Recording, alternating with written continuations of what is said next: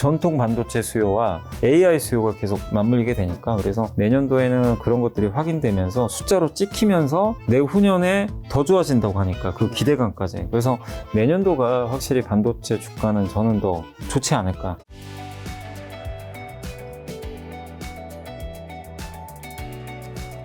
자, 이사님과 굉장히 오랜만에 이제 내년 시장 전망을 또 해야 되니까 2024년 전망을 위해서 굉장히 오랜만에 나와주셨어요. 그 사이 어떻게 지내셨길래? 바빴죠. 근데 회사 업무가 좀 있어가지고 네. 외부 활동도 그렇게 많이 못했고요. 네. 많이 못했고 또 이제 연말에 또 자료 만드는 것들이 좀 많아가지고 강연회 같은 것도 준비도 좀 하고 그래가지고 좀 네. 바쁘게 이래저래 지냈고 책을 마무리 짓느라고 결정적으로 그때 기억나세요? 그 3년 전에 네. 책 빨리 한 권 더 쓰는 게 목표라고 했는데 그쵸. 드디어 제가 드디어 이번에 네. 주린이가 가장 알고 싶은 최다 질문 탑 7 시즌2 시즌 2 두 번째. 두 번째 책이 나왔네요. 네. 자, 우선 일단은 현재 한국이랑 미국 증시 점검부터 한번 해주셔요. 요즘엔 분위기 뭐 나쁘지 않았죠? 네, 요즘에 뭐 주식시장 분위기는 되게 좋은 것 같아요. 뭐 코스피도 괜찮고, 네. 뭐 미국 나스닥은 말할 것도 없고, 그래서 이제 네. 가장 큰 배경은 10월까지 안 좋았다가 11월부터 이제 미국의 금리가 꺾이면서 물가가 안정화되고 또 그러면서 FOMC에서 연준 의장이 이제 금리 인하 한다라는 이제 발언까지 나오다 보니까 그렇죠. 시장이 환호를 한 거죠. 그래서 예상보다 좀 금리 인하가 좀 빨리 올 수 있겠다라는, 왜냐면 원래 내년 4분기에 금리 인하 예상을 다들 하고 있었는데 이게 이제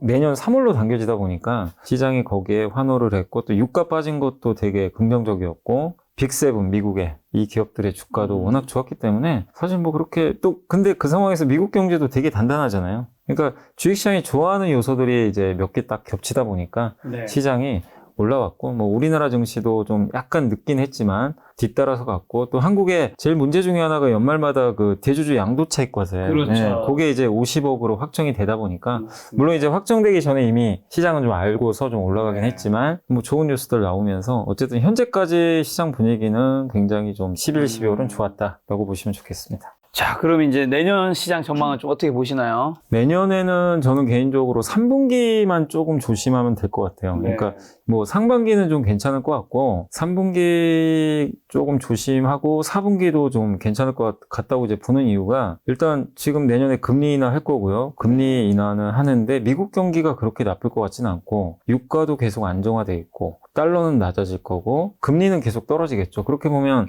이 조합에서 지수가 좀 많이 오른 걸 제외하면 크게 빠질 만한 뭐 특별한 악재가 나올 만한 요소는 당장은 안 보이거든요. 그러니까 뭔가 우리가 모르는 돌발 변수가 나오지 않는 이상 그래서 또 내년에는 올해보다 실적은 좋거든요, 기업들의. 그래서 결국 내년 상반기까지는 그런 것들을 반영하면서 막 뭐 급등한다 이거보다도 좀 안정적인 강세장이 뭐 종목 장세도 펼쳐지면서 네. 좋은 분위기가 이어질 것 같은데 왜 3분기는 왜 조심해야 되냐면은 공매도가 이제 7월부터 아마 해제가 될 거예요. 금지된 게. 일단 이제 변동성이 커져요. 그러면 뭐 그 부분도 있고 11월에 미국 대선이 있으니까 한참 이제 선거 막 캠페인 하고 있겠죠. 근데 그때 누가 될지 모르잖아요. 그렇죠. 뭐 여기저기서 뭐 트럼프가 될 수도 있다, 바이든이 또 지금 보니까 트럼프도 한 여성 후보인가요? 거기서 이제 치고 올라와가지고 트럼프가 안 될 수도 있다, 뭐 이런 얘기도 나오는데 그러니까 대선에 대한 불확실성이 아마 내년 7, 8, 9월이 좀 커질 것 같아서 그럼 사람들이 좀 관망하려고 그러겠죠. 심리적으로. 그런 부분들 또 그다음에 금리 인하도 상반기에 미리 반영하지 하반기에 금리 인하 많이 하는 거는 이미 선반영을 하기 때문에 약간 뭐라 그러지 금리 모멘텀도 하반기에 소진되는 거죠. 네. 네, 그래서 그런 것들 때문에 저는 이제 모멘텀이 좀 상반기가 더 나을 것 같아서 일단 상반기 좋고 4분기에는 그래도 3분기 조정 좀 딛고 나면 4분기에는 이제 선거 끝나니까 좀 불확실성 해소되고 하면서 그리고 25년도는 또 반도체가 가장 좋을 거라고 하더라고요. 시장. 예. 업황 자체가. 그래서 그런 기대감으로 4분기엔 또 좋은 흐름이 나올 것 같아서 내년에 일단 뭐 좀 조심스러운 전망이긴 하지만 3분기만 조금 조심하면 좀 되지 않을까. 지금 그러면 3분기 조심하고 4분기 괜찮을 것 같다 하셨는데 1, 2분기는요? 1, 2분기도 괜찮아요. 그러니까 1, 2분기 좋은데 3분기에 조금 이제 그러니까 보통 6월 중순부터 조심해야 되겠죠. 왜냐면 이제 많은 사람들이 7월부터 공매도 금지가 해제되는 걸 알고 있으면 미리 조심을 할 거 아니에요. 그럼 미리 매물이 나오니까 그래서 6월 중순부터 한 7, 8, 9월까지는 조금 증시가 이렇게 좀 부진할 가능성이 있으니까 상반기에 좀 어쨌든 좋은 장세 나오지 않을까 이렇게 예상을 하고 있습니다. 2025년에 반도체가 굉장히 좋을 거라고 말씀해 주셨는데 그럼 내년에는요? 반도체 업황 반등 기대 및 주가도 괜찮을까요? 일단 이제 올해 벌써 내년 걸 미리 선반영을 하고 있는데 일단은 25년까지 연장이 되기 때문에 내년에는 이제 본격적으로 그러니까 올해 주가가 사실 반도체가 오른 거는 실적이 좋아서 오른 거 아니잖아요. 뭐 삼성전자도 하이닉스도 올해 적자인데 내년 좋을 걸 지금 미리 반영한 거고 그럼 내년에는 결국엔 그 숫자가 우리가 예상한 만큼 나와야 되겠죠. 근데 나올 것 같고 마이크론 CEO도 25년이 훨씬 좋다라고 언급을 했고요. AI가 지금 이제 막 시작이 했잖아요. 그래서 AI 반도체 시대가 열렸고 그게 뭐 1, 2년 하다 말 지금 사이클이 아니잖아요. 그리고 기업들의 투자도 계속 이어지고 주로 이제 엔비디아만 효과를 봤다면 내년에는 제가 봤을 때 인텔도 반격을 하거든요. 이제 엔비디아에 대적하는 AI 반도체 이런 것들이 출시가 되는데 반도체가 많아지면 우리나라의 메모리도 같이 거기에 들어가야 되니까 더 좋은 모멘텀. 거기다가 전통 반도체 있잖아요. 뭐 여기 스마트폰, PC 여기도 내년에는 적어도 이게 이 미국의 그러니까 주요 전망기관에서 이렇게 나온 자료들을 보니까 내년에 PC나 이런 스마트폰이 최소 5% 이상은 성장할 것 같다. 그럼 올해보다는 방향이 좋아지는 거죠. 전통 반도체 수요와 AI 수요가 계속 맞물리게 되니까 그래서 내년도에는 그런 것들이 확인되면서 숫자로 찍히면서 좋을 것 같고 그러면서 내후년에 더 좋아진다고 하니까 그 기대감까지. 그래서 내년도가 확실히 반도체 주가는 저는 더 좋지 않을까. 다만 이제 그런 건 좀 걱정이 되죠. 25년도가 만약에 최고면 주가가 제일 싫어하는 게 피크아웃이잖아요. 근데 그게 25년도 상반기인지 하반기인지 제가 알 수가 없어요. 근데 만약에 25년도 상반기가 최고다. 전망이. 그러면 24년 이제 어떻게 보면 제가 생각한 거랑 좀 다르게 24년 그 말부터 좀 흔들릴 수도 있어요. 왜냐면 주가는 미리 선반영을 하니까. 근데 25년도 하반기까지가 좋고 하반기에 만약에 피크아웃을 찍는다. 그럼 25년 상반기까지는 크게 걱정이 없거든요. 근데 그거는 뭐 지금 알 수가 없잖아요. 사실 내년 하반기 돼가야 되는 문제니까. 그래서 적어도 내년 상반기까지의 반도체는 그렇게 뭐 나쁘지는 않을 것 같다. 괜찮을 것 같다. 이렇게 말씀을 계속 드리고 싶습니다. 삼성전자 차트랑 SK하이닉스 한번 볼까요? 네, 삼성전자 한번 볼까요? 요즘에 뭐 삼성전자 공교롭게도 오늘 이제 신고가가 좀 나가지고 7만 지금 거의 7,000원까지 왔거든요. 그래서 최근에 분위기가 굉장히 좋은데 이제 8만 전자 얼마 안 남은 것 같아요. 그래서 많은 분들이 사실 여기 지금 물려 계시는데 저는 뭐 충분히 내년에 뭐 8만 전자는 충분히 도달 가능하고 이제 관건은 적어도 최고점 이 9만 전자를 갈 수 있겠느냐 이게 이제 내년에 가장 좀 중요한 이슈가 될 것 같긴 한데 저는 개인적으로 충분히 갈 수 있다라고 보는 게 삼성전자한테 유리할 수 있는 게 일단은 뭐 메모리도 좋아지지만 삼성전자가 이제 TSMC보다는 조금 밀린다고 하지만 파운드리 사업하고 있잖아요. 세계 2위. 근데 많은 지금 반도체 회사나 빅테크 회사들이 이제 자체적인 AI 칩을 만들기 시작한단 말이에요. 그걸 만들어줄 업체는 지금은 뭐 TSMC가 많긴 하겠지만 삼성도 여기에 이제 본격적으로 가담을 할 가능성이 높기 때문에 저는 그런 걸 봤을 때 내년에 파운드리 쪽도 한번 우리가 기대해 볼 만한 요소들은 충분히 있다. 그래서 메모리와 파운드리가 같이 가는 사이클. 옛날에 아마 이때 9만 원 갔을 때도 이때 메모리도 좋았는데 이때는 사실은 파운드리 기대감이 되게 컸거든요. 아, TSMC 쫓아가겠지. 근데 물론 안 돼가지고 이렇게 빠진 거예요. 근데 내년에는 실제로 좀 쫓아가는 모습들이 나오면서 저는 뭐 9만 전자, 8만 전자가 문제가 아니라 어제 8만 전자를 보고 할 거면 지금 주식 팔아야 되겠죠. 얼마 안 남았으니까. 근데 그게 아니고 내년에 한번 9만 전자까지 한번 도전하는 그런 좀 삼성전자가 되지 않을까 이렇게 보고 있고 또 한 가지가 보통 이제 우리가 밸류에이션 볼 때 PBR로 많이 보거든요. 요건데 삼성전자가 지금 이게 5단계로 나눠져 있잖아요. 보면 지금 이제 아직 중간도 못 갔어요. 밸류에이션이. 그러니까 아직은 삼성전자가 비싸지가 않아요. 그 9만 전자 가면 요 정도 되거든요. 여기 빨간색. 그러니까 9만 전자까지 갈 여력은 밸류에이션 상으로도 충분히 있다. 다만 이제 하이닉스는 좀 다른 게 올해 그 엔비디아의 독점 납품이 있잖아요. HBM. 그래서 주가 보시면 여기 위를 다 뚫어버렸어요. 그러니까 이제 하이닉스는 상대적으로 제가 봤을 때는 삼성보다는 내년엔 좀 부진하지 않을까. 뭐 안 좋다가 아니라 올해 사실 성과가 올해 주가가 80% 올랐거든요. 하이닉스만. 어마어마하게 올랐어요. 거의 2배 가까이 올랐기 때문에. 정고점 근처까지 다 네, 왔잖아요. 다 왔어요. 그러니까 여기서 내년에 또 막 이렇게 가기는 좀 부담스러우니까 그래서 삼성전자가 상대적으로 조금 더 내년에 좋은 성과 나지 않을까 이렇게 예상을 하고 있습니다. 자, 올해 굉장히 뜨거웠던 섹터는 사실 2차 전지잖아요. 2024년은 어떻게 될까요? 그 2차전지 같은 경우는 저는 이제 내년도에는 하반기는 업황이 좀 좋아질 것 같아요. 네. 하반기는. 근데 이제 상반기까지는 아직까지는 조금 불확실성들이 좀 남아있고 지금 리튬 가격도 많이 변동성이 있고 지금 뭐 테슬라도 전기차 좀 잘 모르겠다. 저번에 실적 발표할 때 언급한 게 금리 때문인데 어쨌든 이제 전기차가 예전만큼 많이 안 팔리잖아요. 예, 예전에 한참 잘 팔리다가 성장도 많이 둔화가 됐고 또 문제가 중국의 배터리가 너무 공급 과잉이 크다고 하더라고요. 그래서 요즘에 CATL도 주가가 안 좋거든요. 우리나라 배터리 회사만 안 좋은 게 아니라 세계 1위 기업인 CATL도 지금 막 신접근하고 있어요. 그 정도로 지금 배터리 업황이 좋은 게 아닙니다. 근데 그 이유가 뭐냐면 특히 중국의 배터리 공급이 너무 많은 게 지금 10개 만들면 그 중에 3개가 저 공장 가서 저 먼지 쌓이는 그 재고로 쌓여 있는데요. 안 나간대요. 그만큼 재고가 많은데 중국 정부에서 이번에 경제공작 회의를 했는데 했던 얘기가 배터리를 찝어가지고 공급 계약해야 되겠다. 공급이 많다는 얘기죠.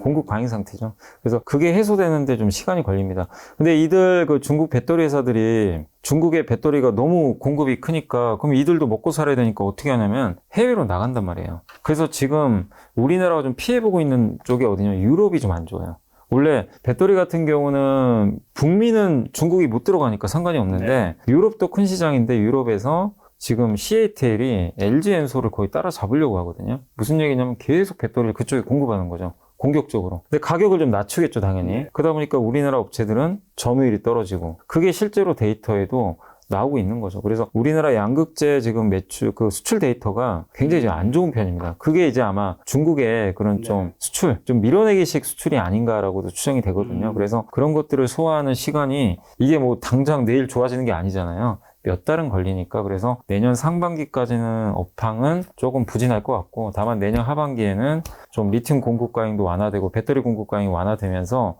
또 25년부터는 본격적으로 미국에서 대표적인 기업들의 그 전기차가 신차들이 많이 나와요.